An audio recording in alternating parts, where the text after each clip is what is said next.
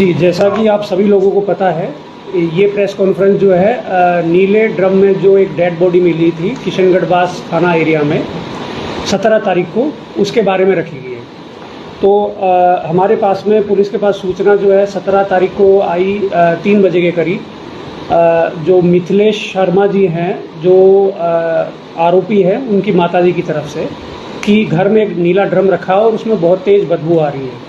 तो इस सूचना के ऊपर जो है पुलिस मौके पे गई और जब उन्होंने देखा तो नीले ड्रम में एक पुरुष की लाश मिली जो डीके हो चुकी थी काफ़ी ज़्यादा और उसमें से बदबू आ रही थी। तो मामला सारा यहाँ से इस रिपोर्टिंग से चालू होता है। फिर इन्वेस्टिगेशन में पाया गया कि जो मृतक है उसकी पत्नी और पत्नी का बॉयफ्रेंड, ये दोनों इसके अंदर जो है मेन अभियुक्त हैं और इन दोनों को कल 18 तारीख को पुलिस के द्वारा अरेस्ट कर लिया गया शाम को। और जो मृतक है और उसकी पत्नी है, इनके 3 बच्चे हैं, तो कल उन बच्चों को भी पुलिस ने जो है वो बरामद किया और शाम को इनके जो परिजन हैं वो उत्तर प्रदेश से आ गए और उनको सुपुर्द किए गए बच्चे।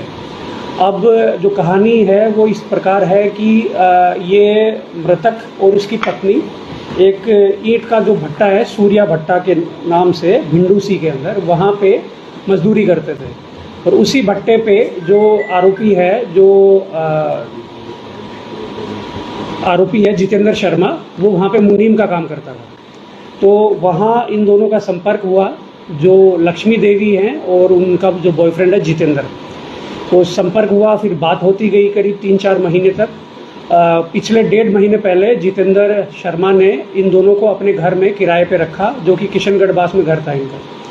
और ये जो है काफ़ी पार्टी ऐसा प्राथमिक जो अनुसंधान है उसमें ये सामने आया है कि ये तीनों ही लोग जो हैं वो अक्सर पार्टी किया करते थे और साथ में बैठ के दारू भी पिया करते थे। अब ये जैसे जैसे अभी इन्वेस्टिगेशन खुलता जा रहा है, ये सामने आया है कि जो वाइफ है और उसका बॉयफ्रेंड है, उन दोनों के जो भी इलीगल या अफेयर था उसकी जो खबर है वो पति के पास चली गई और उसी से नाराज होके या फिर उसको ठिकाने लगाने के लिए लक्ष्मी देवी और उसके बॉयफ्रेंड जितेंद्र ने हंसराज को मार के और नीले रंग के डब्बे में, नीले रंग के कंटेनर में डाल दिया और उसमें कुछ ऊपर से नमक और कुछ कपड़े भी हमें बरामद हुए।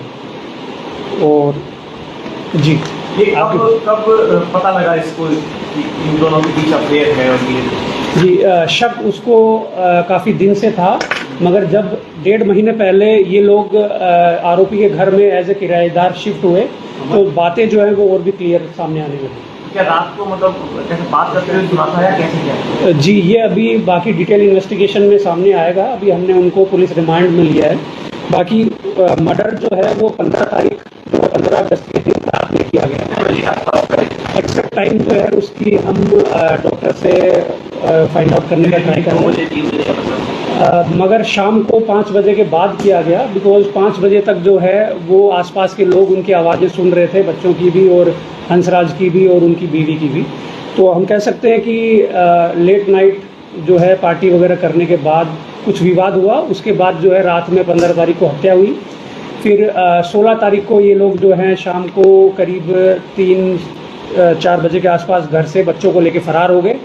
हमारे पास नेक्स्ट डे 17 को जब बदबू आई और उसके साथ में जब परेशान होकर इन्फॉर्मेशन आई, फिर हमारी टीमें लगी और कल जो है 2-3 बजे के आसपास जो है उन तीनों बच्चों को और गर्लफ्रेंड और बॉयफ्रेंड को डिटेन किया गया। 15 तारीख को जो आपने घटनाक्रम बताया, तो घटना की कैसे उन्होंने, मतलब क्या मुंह दबाया, गला काटा या इसका मोटिव? जी, अभी तक जो प्राथमिक पूछताछ हुई है उसके अंदर उन्होंने बताया है कि हम दोनों ने तकिए से उसका मुंह दबाया और तकिए से मुंह दबाने के कारण जो है सांस जो है वो रुक गई और संभवतः है उसी टाइम पे उसकी डेथ हो गई।